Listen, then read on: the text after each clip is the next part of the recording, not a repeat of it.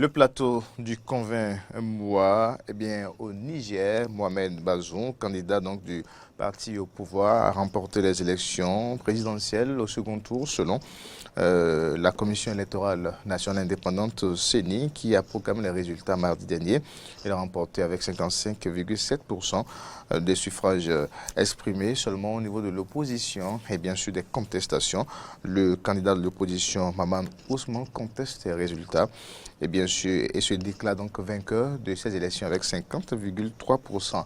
Selon lui, ces militants descendus dans les rues à Niamey et surtout également au Zinder, dans le nord du pays, la situation aurait entraîné déjà des morts. On apprend même que la maison du correspondant RFI bien sûr, a été incendiée bien sûr, hier jeudi.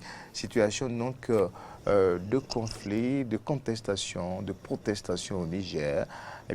Comment apprécier le comportement de l'opposition au Niger? Que dit justement de l'élection de Bazoum et qu'est-ce que cela peut avoir et bien sûr sur le pouvoir au Niger? Nous allons en parler avec Morgane Asogba Metonji, spécialiste des relations internationales. Bonjour Morgane. Bonjour Monsieur Cornet. Merci de la disponibilité donc à répondre à notre invitation, essayer de nous aider à mieux comprendre l'actualité politique sur notre continent et surtout dans notre sous-région. Morgane Asogba Metonji. Alors, à l'entame de cette émission, d'abord, quelles sont les grandes leçons à tirer de ce scrutin-là au Niger? Alors la première leçon, c'est que le caractère paisible des scrutins ne confirme pas toujours le comportement des leaders une fois que les résultats sont prononcés. Parce que vous avez un scrutin qui s'est déroulé de façon très paisible, il n'y a pas eu de violence liée au cours de l'élection, mais vous vous retrouvez avec des résultats qui sont contestés et avec des comportements violents liés au produit de ces résultats. Donc il faut dissocier du processus électoral le comportement des leaders politiques surtout, qui est souvent source d'instabilité ou de protestation avérée dans l'espace politique et la société. Alors, mais sur les événements, on ne pourrait peut-être pas s'attendre à cette situation conflictuelle aujourd'hui. Alors, qu'est-ce qui explique justement ce comportement de l'opposition au Niger? Expliquer ce comportement de l'opposition de façon scientifique et objective serait très difficile. Mais on peut trouver des explications liées, disons, aux individus et aux leaders politiques. Déjà, il faut noter que le Niger reste et demeure un pays du Sahel, et l'un de ces pays du Sahel touchés par l'insécurité, les violences de groupes armés qui déstabilisent le cours normal de la gestion de la société. Donc déjà faisant partie de ce groupe de pays du Sahel touchés fortement par cette crise d'insécurité, le Niger reste et demeure un pays dont la gestion doit faire recours à une grande preuve de sagesse des leaders. Donc, on peut dire tout de suite que ce qui explique cela, c'est déjà l'ambiance d'insécurité et d'instabilité qui existe et le fait que les leaders semblent faire preuve un certain manque de maturité parce que contester ces élections et inviter, du moins, les partisans à aller faire recours à la violence est une stratégie beaucoup plus dangereuse et qui cause beaucoup plus de dommages à la société nigérienne qu'elle amène à faire face à la vérité des urnes et à une stabilité pour son développement. Alors aujourd'hui, qu'est-ce qui pourrait se passer avec cette situation? Bazoum pourra-t-il prêter serment réellement, être investi? Si le leadership en place au Niger arrive a refait surgir une stabilité, la prestation de serment ne pose aucun problème parce que le processus électoral suit son cours normal. Il y a eu des observateurs de ces élections, que ce soit sur le plan national ou sur les observateurs sur le plan international, qui ont confirmé du caractère paisible et tout à fait acceptable des élections. Il n'y a aucune élection qui se passe sans des irrégularités observées ci et là.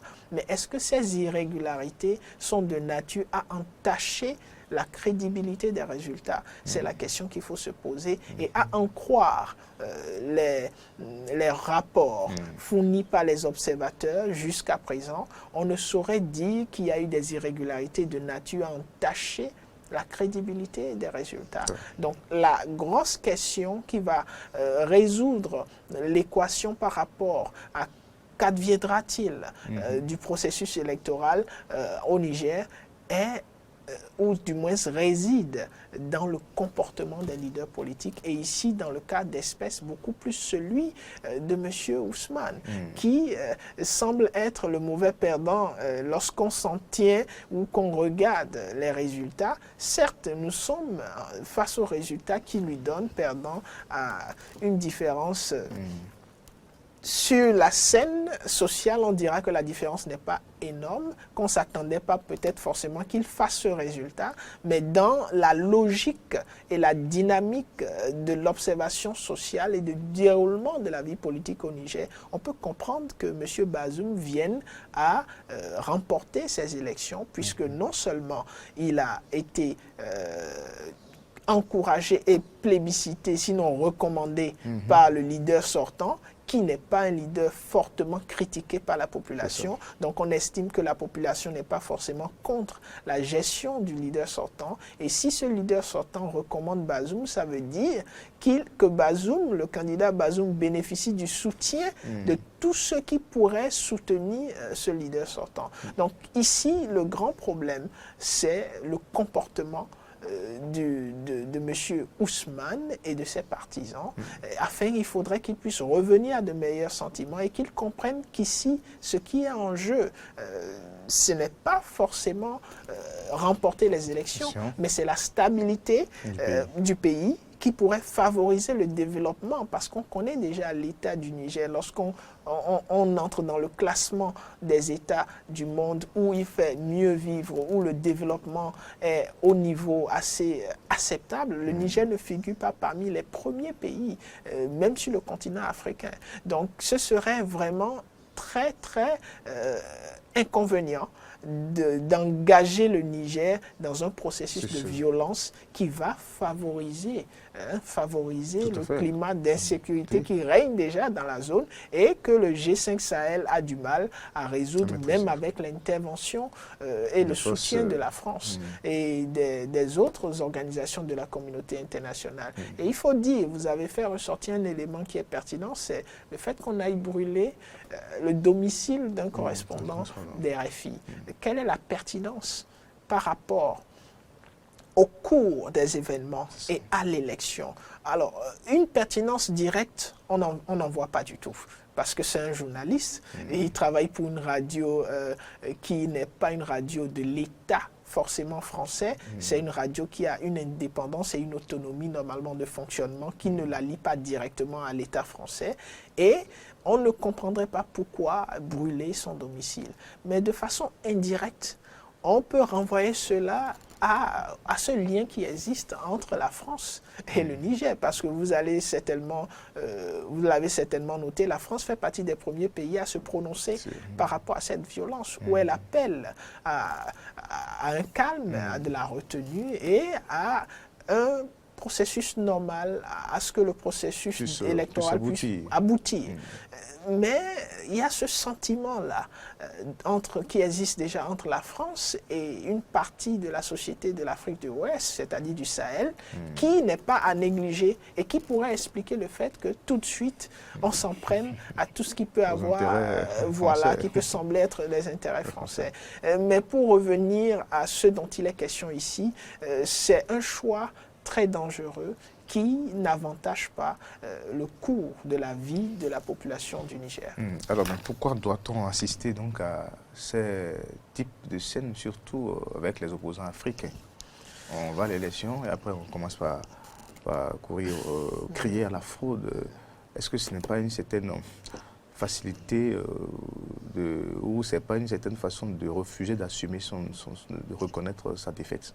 Vous l'avez dit, mais le problème est encore plus profond.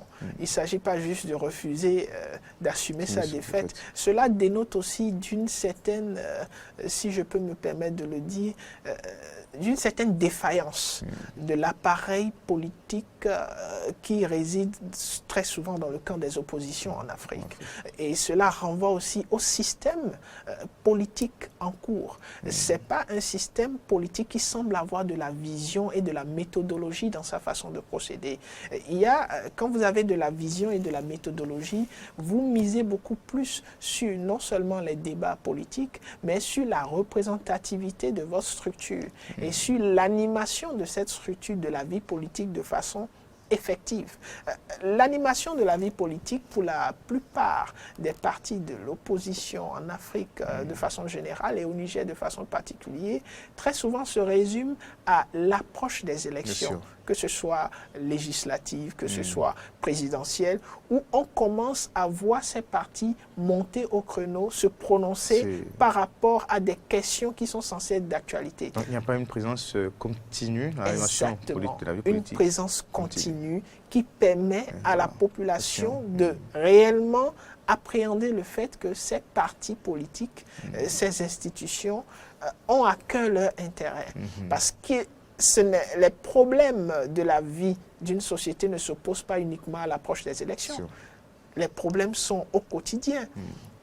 Et lorsque vous avez un statut d'opposition dans un pays, vous avez pour devoir primordial d'attirer l'attention du gouvernement en place, c'est-à-dire de la mouvance, sur les aspects de sa politique qui ne sont pas fonctionnels et qui méritent réflexion. Et lorsque vous faites ce combat et que vous attirez l'attention de cette mouvance et que parfois même vous faites des suggestions de solutions qui semblent être finalement ce que cette mouvance finit par adopter, vous contribuez et vous gagnez la confiance de la population. Constructive. Exactement. Le terme que vous utilisez est le plus approprié ici, une opposition constructive. Et c'était cette absence de capacité à constituer une opposition constructive qui explique parfois de façon endémique le fait qu'on assiste à des oppositions qui n'arrivent pas forcément à prendre par les voies établies par le système politique pour faire leurs revendications, mais qui très souvent finissent par aller dans la rue et amener les populations à faire des manifestations et parfois à en venir aux violences. Donc l'opposition radicale... La radicalisation de l'opposition n'est pas forcément à faire ressortir. Parce qu'on parle de radicalisation lorsque vous avez une façon de voir les choses qui est extrémiste et qui ne va pas forcément dans le sens de ce que cela devrait être. On ne va pas parler de radicalisation. On va beaucoup plus parler d'un aveu de défaillance dans la participation de la vie de la chose politique. Mais est-ce que... Oui, mais est-ce que cela ne dépend pas aussi du pouvoir ou des pouvoirs en place dans ces pays Alors, lorsque la vie politique est correctement animée, le pouvoir en place a des exigences. Le pouvoir en place a des exigences auxquelles il doit faire face parce qu'il a à côté de lui, c'est pour ça parfois vous entendez des terminologies telles que chaque peuple a le dirigeant qu'il mérite. Parce que la façon dont la gestion de la chose se fait permet à ces dirigeants d'adopter les positions qu'ils adoptent. Pour me faire plus clair, je donne un exemple. Lorsque vous avez dans un système politique des partis politiques très bien représentés et que la plupart des décisions, c'est-à-dire des tests, les lois, doivent venir des institutions comme l'Assemblée nationale, vous avez un mot à dire. Un mot à dire dans la préparation des tests qui vont permettre au pouvoir en place de pouvoir agir. C'est-à-dire, le pouvoir en place n'agit pas ex nihilo ou à son bon gré. le pouvoir en place est limité par les tests de la nation. Sûr.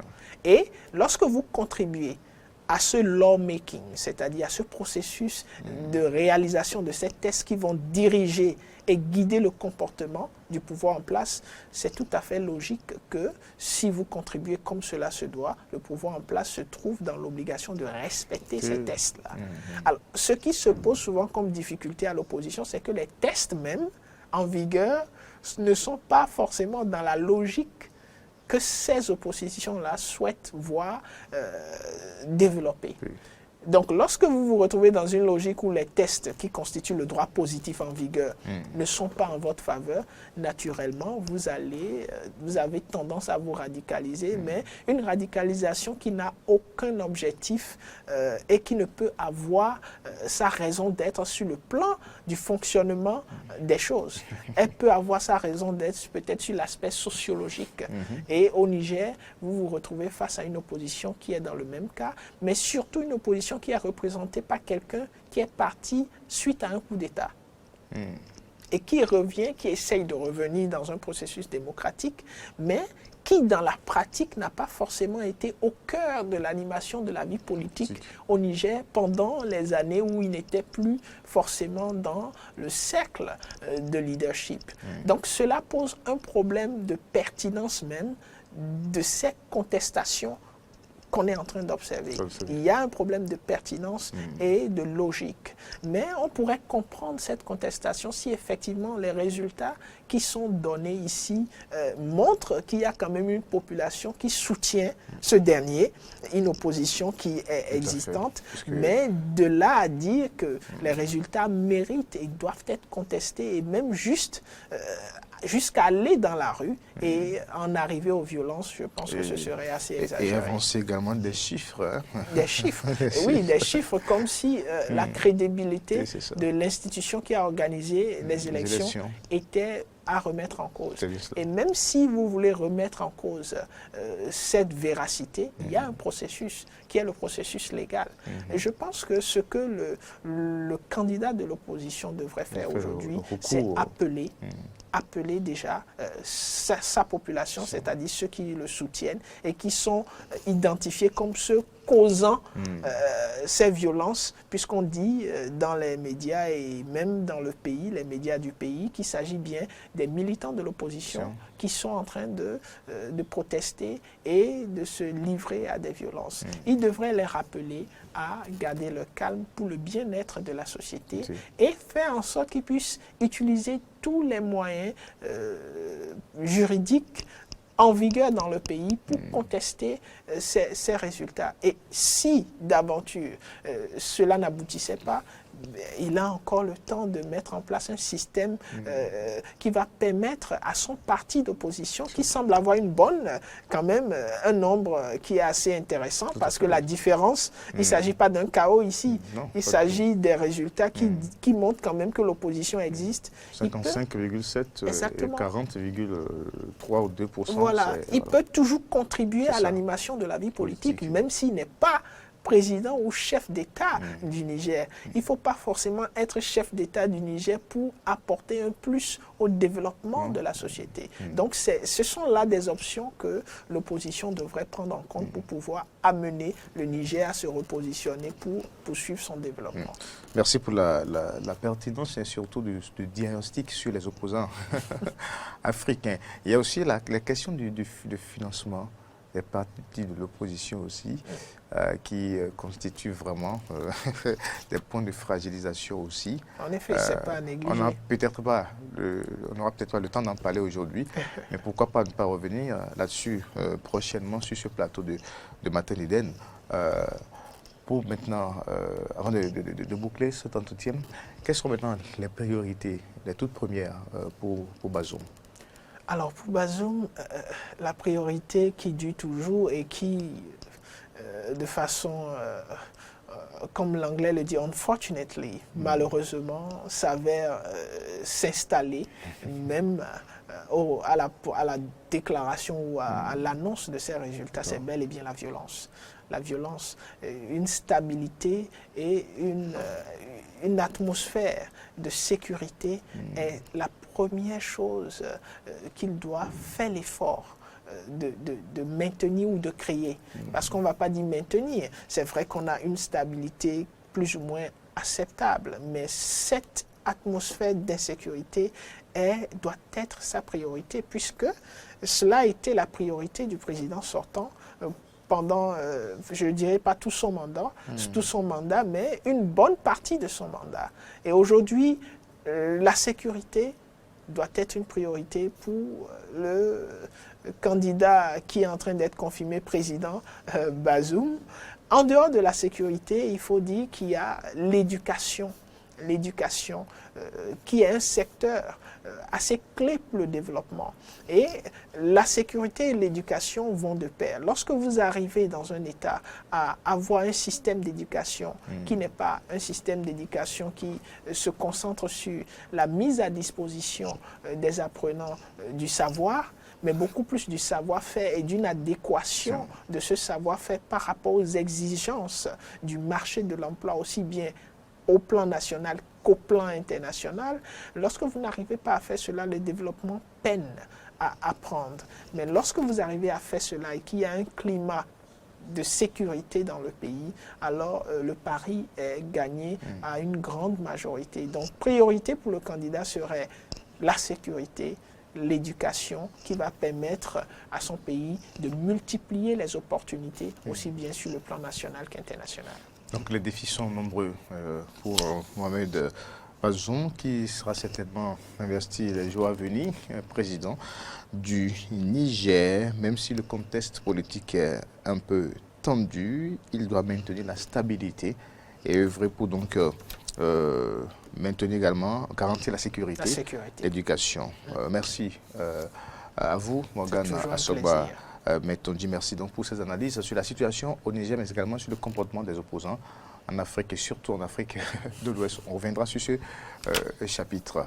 Pourquoi pas ne pas évoquer aussi un peu le comportement des opposants au Bénin aussi. Le diagnostic, on a semblé comprendre un peu en effet. Tout à l'heure. Il y a une similitude forcément. Voilà, merci à vous. Je vous en prie.